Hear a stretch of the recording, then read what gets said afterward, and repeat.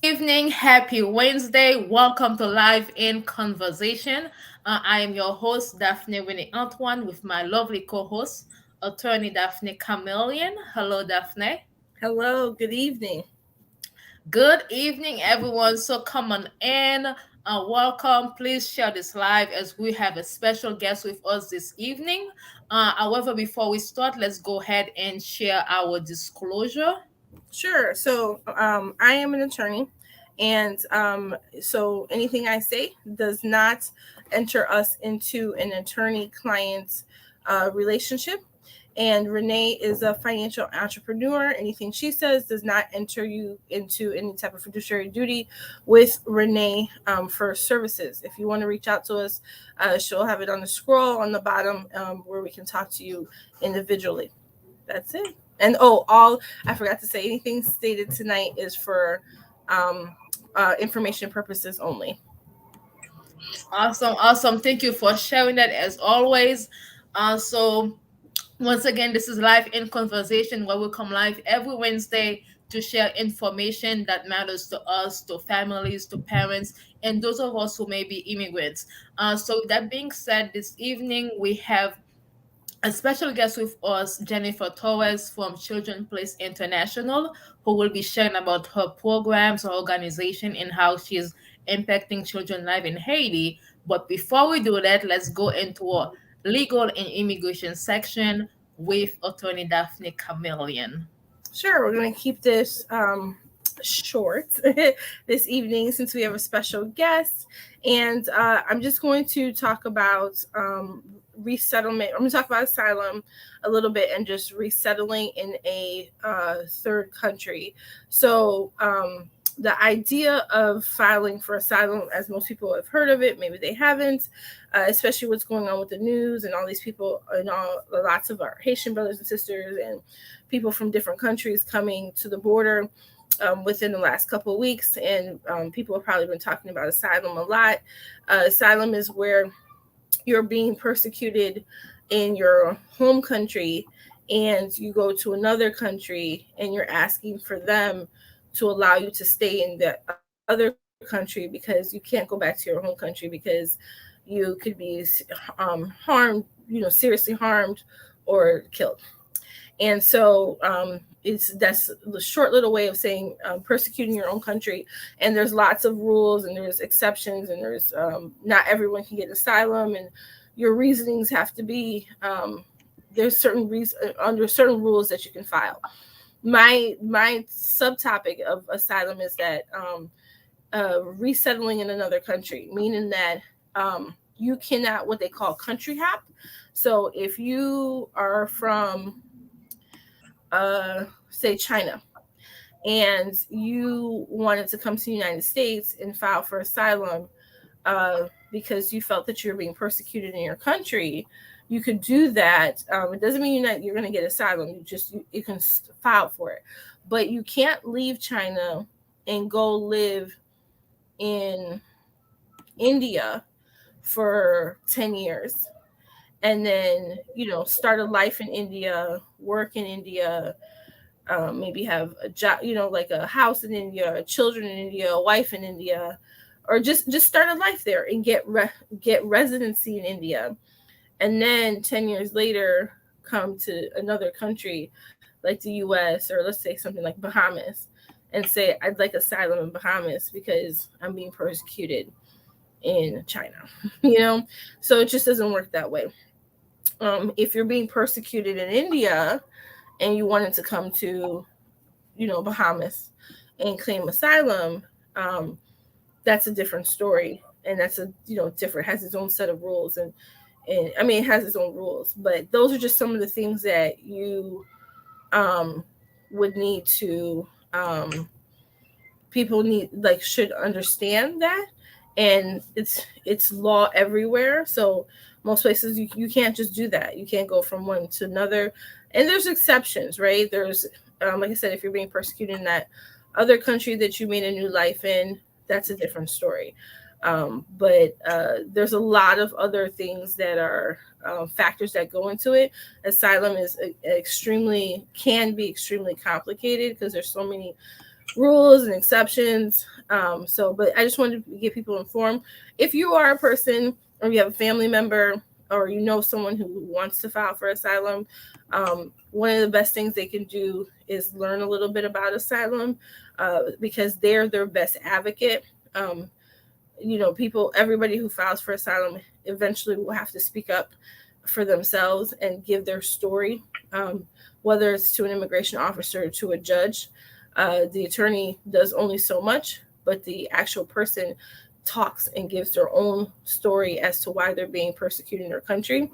So learning the rules and the laws of the country is really important to give people the best opportunity to win asylum. So that's my segment for this evening. We wanted to keep it short so that we had enough time to talk to our guests. Back to you, Daphnée, René. Awesome. Well, thank you for those information. So for those of you who may be joining right now, this is Live in Conversation with attorney Daphnée Camilien, and I'm Daphnée Antoine, founder and president of Compassion for Transformation.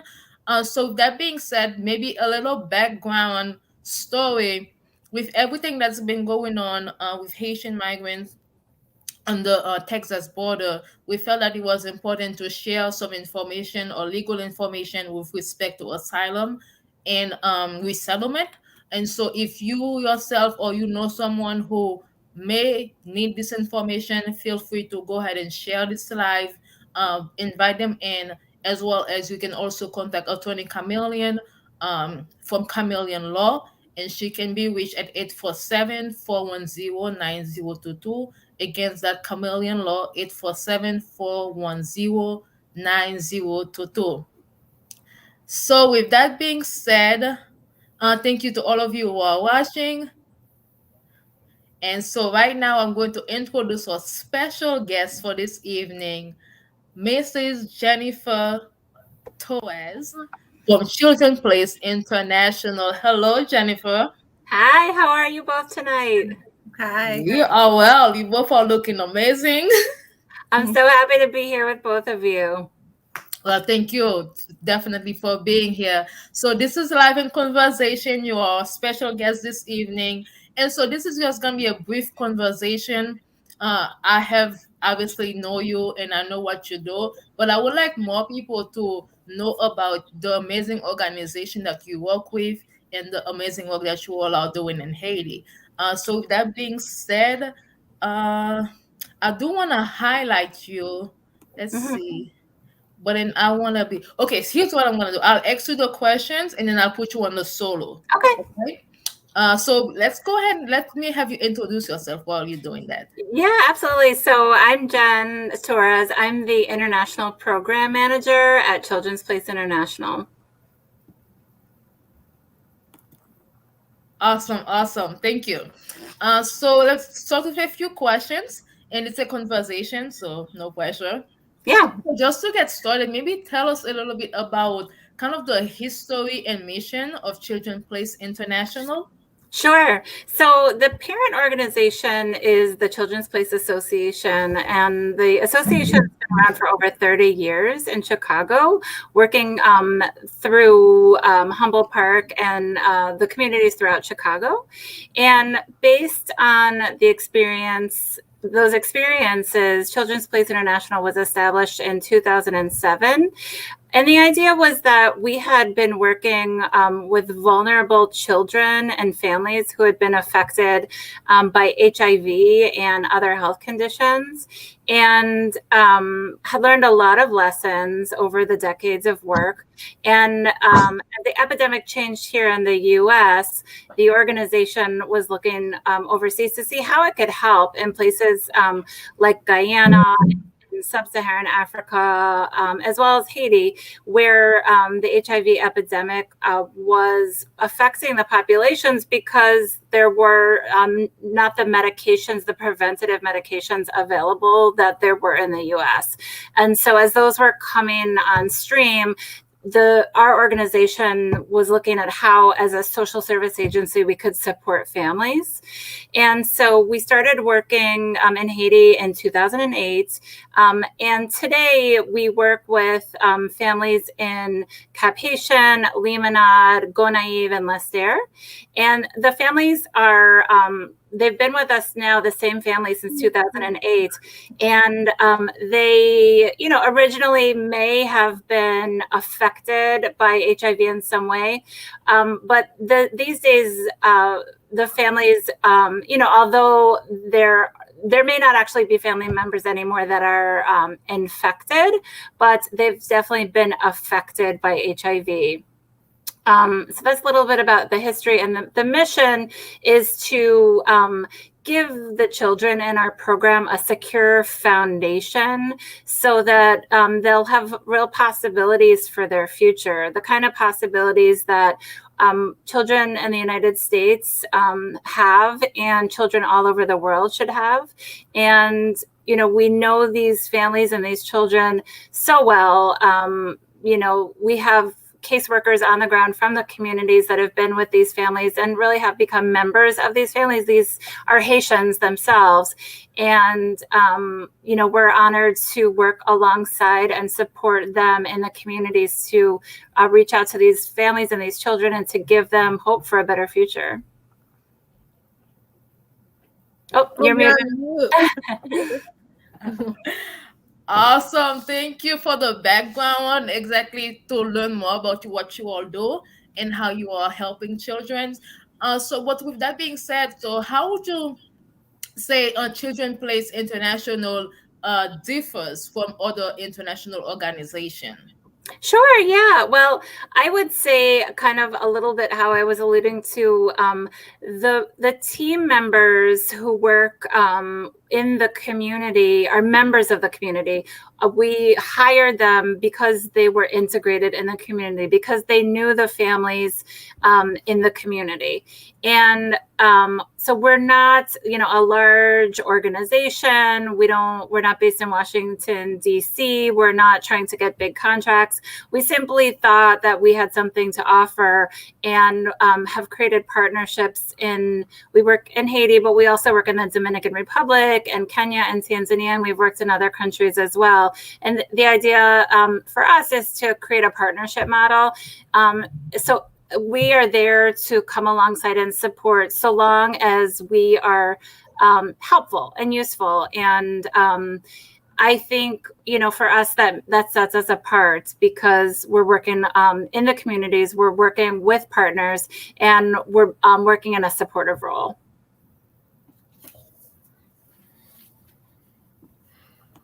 Definitely, collaboration is so important when it comes to international organization working not only in Haiti but in different countries, because it's important to learn what the people living there actually want. So that's awesome that you all are doing that, and you all are working in partnership versus just what you want to do.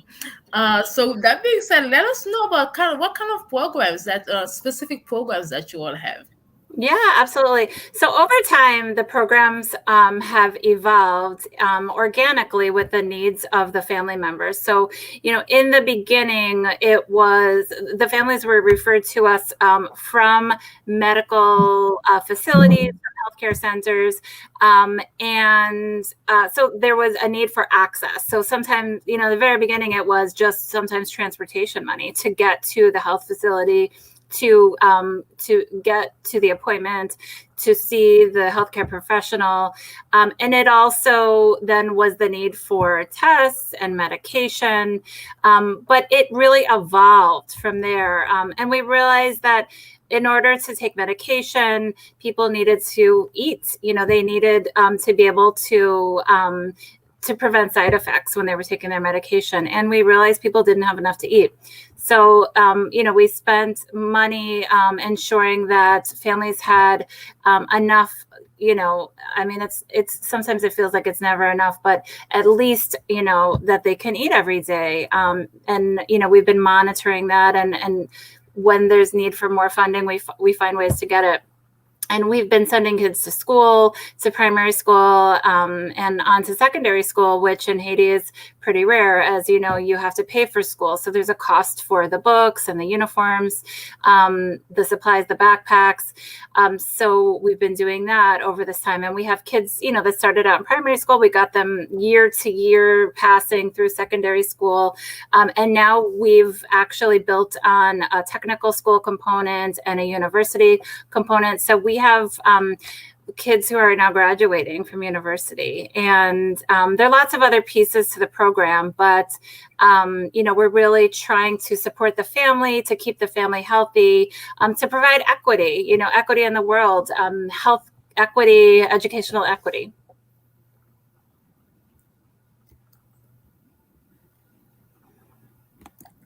Okay. So we're back. I'll have Daphnée chime in right now. Anything you want to add, Daphnée? And then also you can feel free to ask the next questions. And if, for those of you watching, this is live in conversation. I am Daphnée René Antoine with attorney Daphnée Camilien of Camilien Law. And we are in conversation with Jennifer Torres, International Program Manager of Children Place International.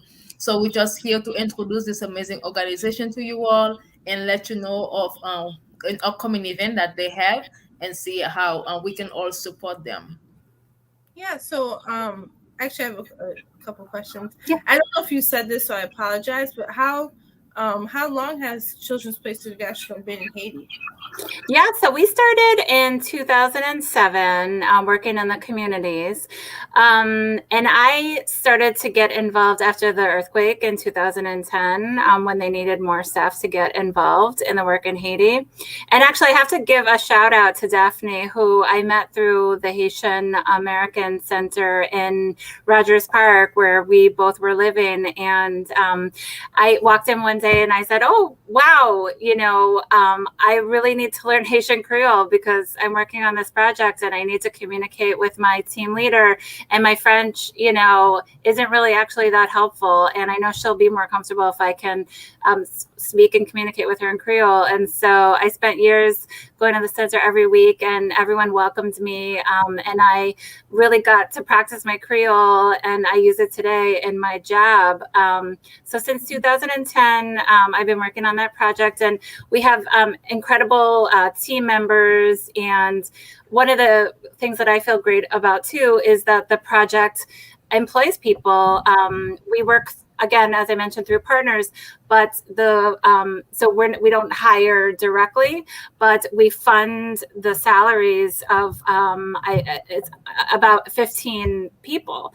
And so these are heads of household who are able to take care of their children and to stay in Haiti and get help educating their kids and have healthcare. We, ensure that the taxes are paid so they have access to their healthcare. And, we care about them. They're part of our family. So we're there for them in the difficult times too, and provide support so that they can support our clients. So I've been on the project 11 years, and it's definitely been a labor of love. And, I'm so gratified seeing the kids grow up and have opportunities open up to them. As difficult as things may be in Haiti, we see hope in these kids. And I was going to ask you, speaking of hope, how do you think Children's Place, or you kind of sort of answered it, but how do you think Children's Place offers hope to the families in Haiti? Yeah, one example I can give is we have an after-school program. We call it New Ventures, and we have a curriculum, and the kids become part of a cohort. And so after school, they meet and they spend 18 months together.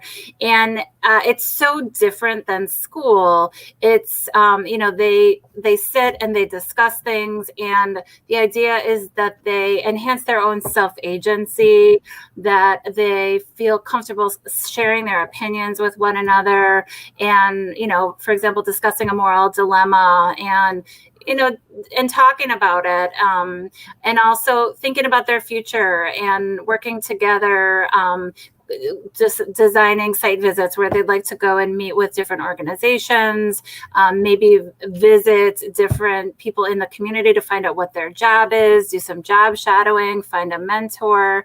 And they also design a venture. So they brainstorm together and come up with something that they'd like to do in the community, a project they'd like to work on. And so, for example, in RT Bonita, our after school program right now, their venture that they chose was to make soap. So they have, they researched, soap making, and they figured out how to get all the supplies and to make the soap, to learn how to do it together, and to think about, is this something that they want to develop as a business and work together in the future on? And there's a lot of skills that they're developing along the way as they work on the venture and progress through the after school program. So we have a consultant that just did an evaluation of the program, and it's really pretty incredible to see the self-reporting of what the kids are saying, how they feel changed by being a part of that after school program, and what the facilitators are seeing in these kids, and what the kids were like when they first came to the program, and they were shy, they weren't comfortable speaking, they weren't comfortable sharing an opinion, and they're just different now, they're just changed, and the kids feel comfortable carrying themselves out in the world. They feel comfortable speaking with adults, and they just feel comfortable in their own skin. They feel confident, they feel proud, and they're ready to take advantage of opportunities that may be presented to them. I'm going to ask you another quick question, just a follow-up. With the recent challenges in Haiti, such as the assassination, the earthquake in August, how has that affected the program or brought people together? Have you guys had to stop the program? What are some of the modifications or things that you guys have had to do? Mm-hmm. For sure. Yeah. I mean, the pandemic obviously is one, it's affected all of us. And, we had to, everybody had to stay home and isolate for a while. And then it seemed like it would be safe for us, for the clients to gather in small groups. We have a support group that meets, and they had, instead of the larger group, they had 2 half groups meeting. The same for the New Ventures program. They split it into 2 groups for a while. But then, there are, as everyone knows, ongoing security challenges in Haiti. And that's something that, is just difficult for everyone to live with, the insecurity, the unknown.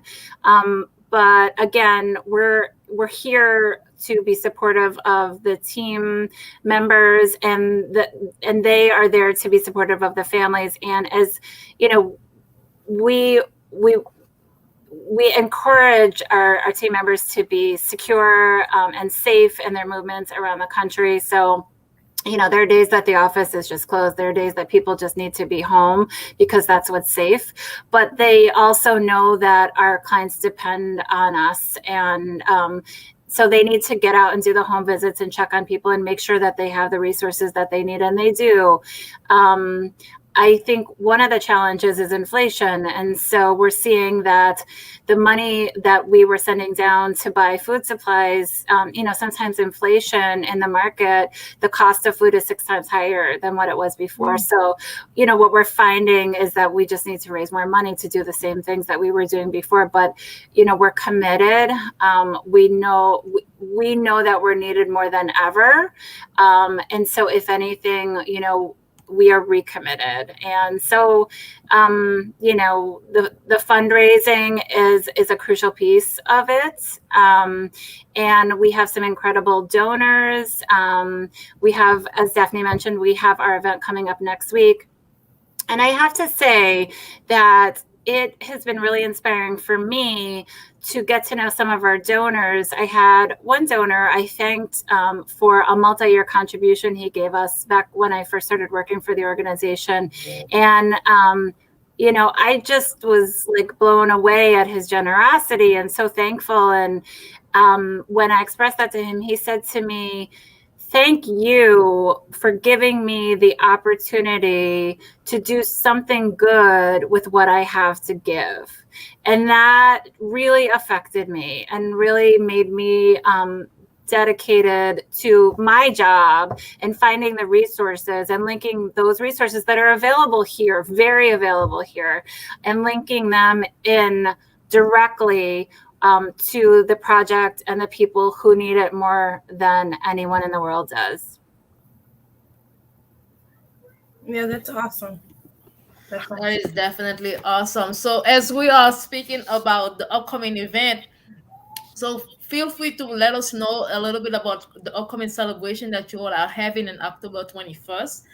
So again, hello to all of you who are joining us, either in the middle of this conversation. My name is Daphnée Antoine, live in conversation with attorney Daphnée Camilien and Jennifer Torres, program manager of Children Place International.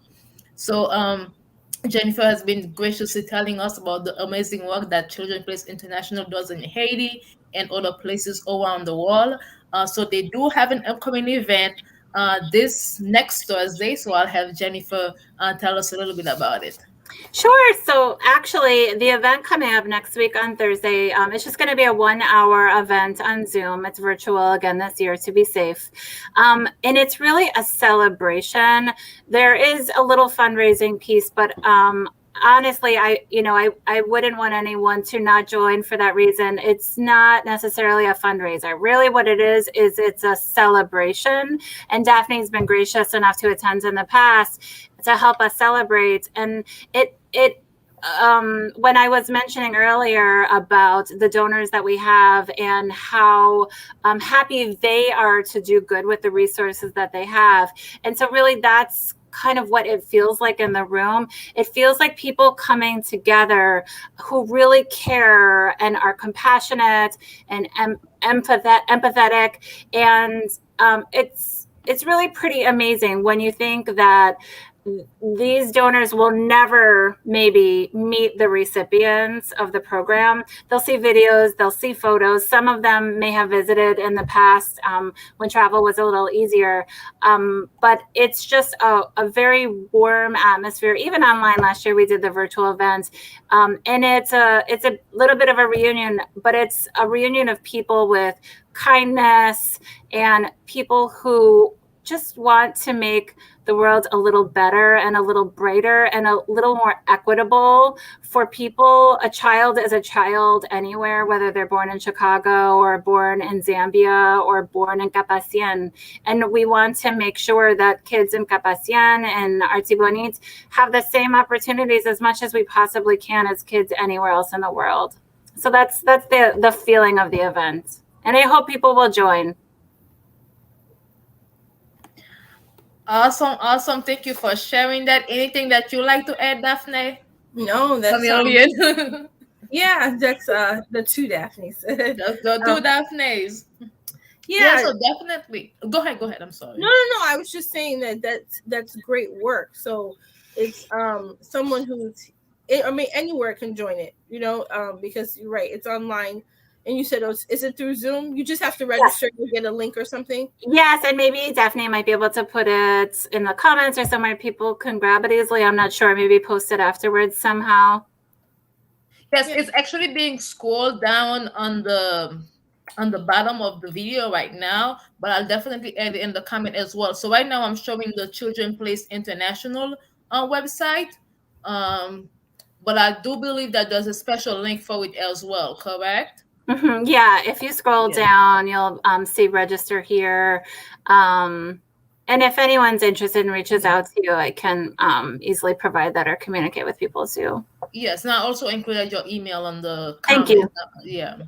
So I'll definitely have it posted there. So it is 8:59. We've been on for about 30 minutes now. That's a great information, especially from attorney Camilien, letting us know about the process of asylum and kind of like what does resettlement look like, especially for people who are gonna be coming to the Chicago areas. So let us remember that as Chicago is receiving Haitian migrants from the Texas border, it's important that we all, even those of us who are I guess Haitians or Haitian descent, who wants to help. The coalition is there.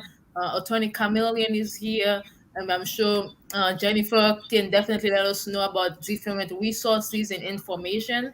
So please, please, please get in contact with either one of us if you have any resources that you will like to share with the migrants who potentially will be arriving to Chicago.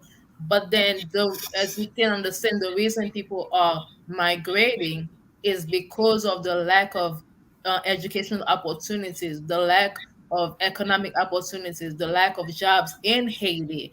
And so, to have organizations such as Children Place International who are training children, who are educating children, being doing the work in Haiti is important so that we can potentially, I don't want to say maybe avoid, but maybe decline the rate of migration, people risking their lives and all the resources in hope of a better life. So we all can put our hands together and our hearts together to do the work in Haiti so that we don't have to do it outside of Haiti. So this has all been about Children's Place International. So the information is being on the ticker below, but then Yes. it's definitely. I'm sorry, Jennifer. Please let us know the website, and then again I will add the link. And if any of you have any question, feel free to type it in the comment, and I'll be more than happy to ask it. So Jennifer. Yes.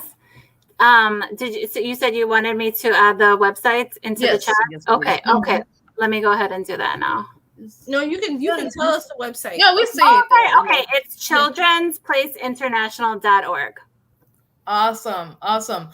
Any last word for you, Daphnée, as we're wrapping up? No, just I would just encourage everybody to go and support. Thank Awesome. Go and support. It is a free event. It's you. No it's a obligation to give money. celebration. It's a Come and celebration. support, and let us do the work together. Exactly. This has been Live in Conversation. My name is Daphnée Antoine, founder and president of Compassion for Transformation.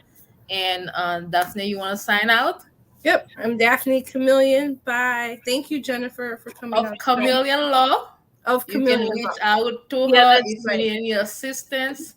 Let me make sure I show your information again, Daphnée. So Daphnée Camilien can be reached at 847-410-9022, 847-410-9022.